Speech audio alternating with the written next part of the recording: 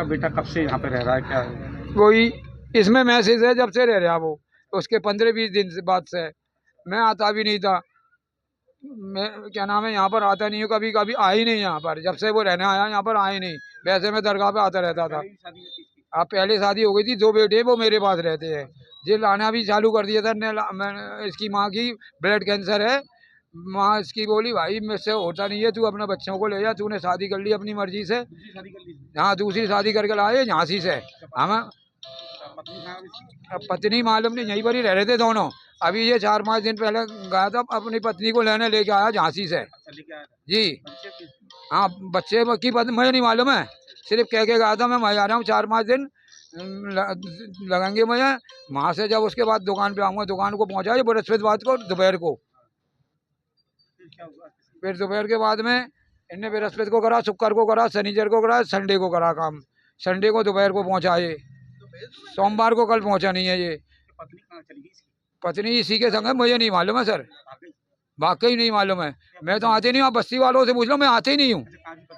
पत्नी झांसी की है सर, इसका मैं मैसेज है जब शादी करी है अपनी मर्जी से, फोन नहीं उठा रही है। उसमें जा रहा है क्या नाम है बिजी में, आप करके देख लीजिए, मेरा नंबर ये रहा, उसका नंबर मेरे पास मोबाइल है। अब मैंने देखे मैं साहब अंदर जब तक नहीं घुसेगा, मैं तो कोई साजिश दिख रही है मेरे संग में, कोई साजिश दिख रही है बड़ी। ये पता नहीं साहब, अंदर जाकर पता पड़ेगा पत्नी ने की है कि किसने की है। पत्नी क्या नाम है वो लेके आया है, बृहस्पतिवार को ले आया यहाँ पर, बृहस्पतिवार को मेरे पास शाम को काम पे पहुँचा वो।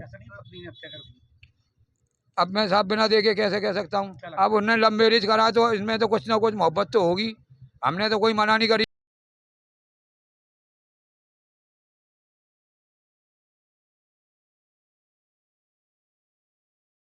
एक मिनट भाई, रोल। तो सर एक बंद कमरे में महिला का शव मिला, क्या कुछ जानकारी मिली है? आज सुबह यूपी 112 से सूचना प्राप्त हुई थी कि थाना ताजगंज के मोहल्ला अहमद बुखारी में एक बंद मकान है जिसमें बाहर से ताला लगा हुआ है, उसमें एक शव पड़ा हुआ है।